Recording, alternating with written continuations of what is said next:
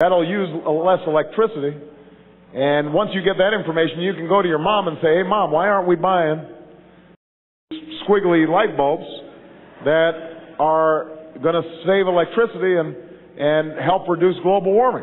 So that's something concrete that you can start doing. You can also, if you're interested, you could start helping out our campaign, or you can find out more about what issues I stand for and what I want to do on education or making health care of everybody. And if the ideas sound good, then you could decide to support me. You could decide to support another candidate if their ideas sound better to you. You can persuade your parents to vote for me. That would be a good idea, right? So, but the main thing you've got to do right now is you've got to get more information. So young people, I want you to work hard in school, ask questions, ask your teachers questions. The more you learn about the world, the better prepared you will be when you get older, not just to vote, but maybe you'll run for something. Maybe you'll end up, being president someday. All right. Last question. It's a woman, so men, you got to sit down. Men, you got to sit down. I think I'm going to call on that young lady right up there. Either one. It's up to you. You guys look like you're friends.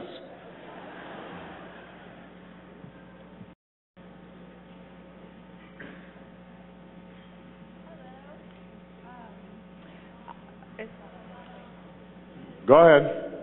Hi, I'm Mary Beth. And I'm Meg.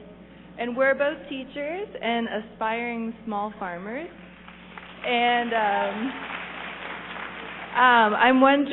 we're both wondering, with the environment and our dependence on foreign oil and having to our food from California to Indiana when people are growing food right here, it just seems very strange to me that we're not supporting small local farmers like we once did.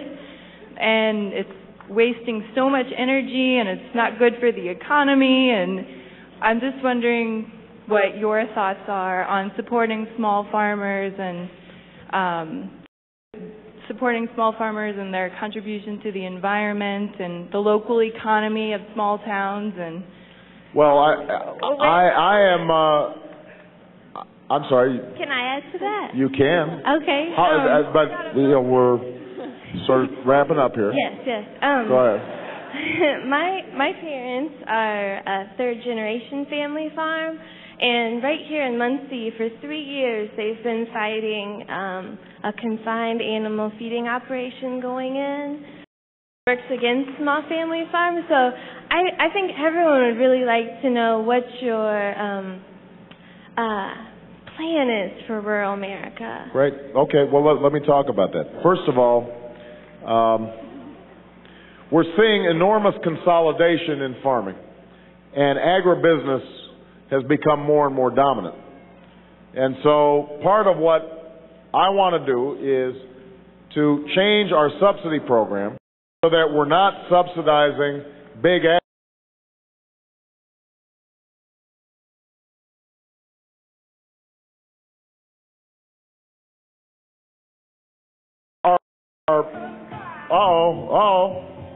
Somebody kind of jumped the gun there. They started playing a little Stevie Wonder.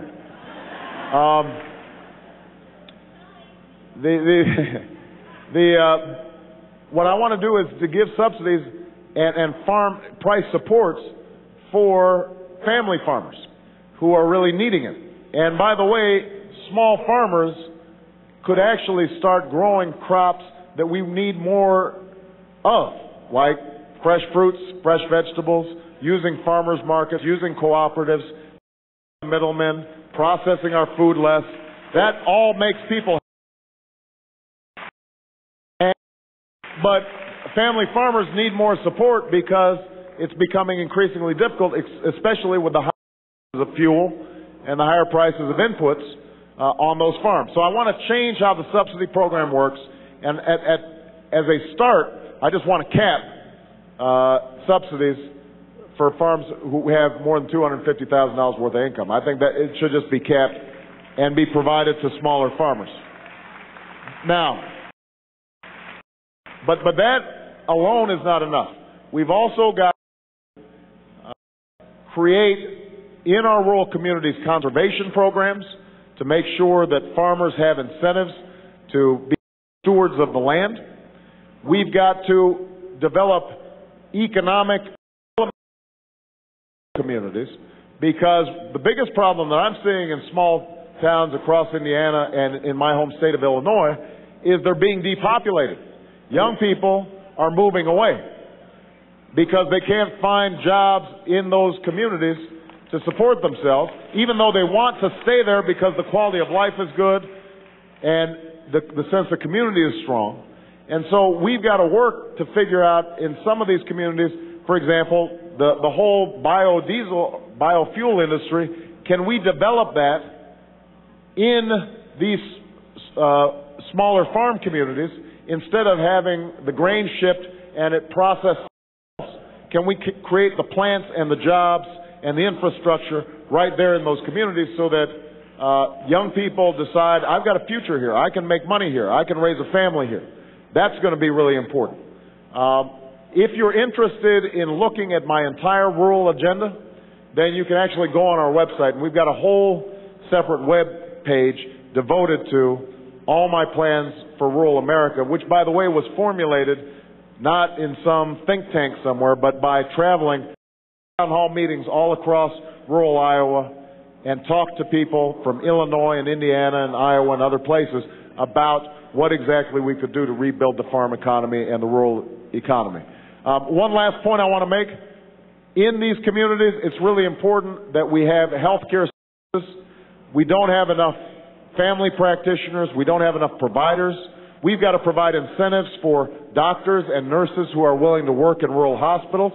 We've got to provide incentives for teachers who teach in rural communities, especially in areas like math and science, because that all plays a part in whether or not we can keep population in these communities and whether they're going to get stronger over time.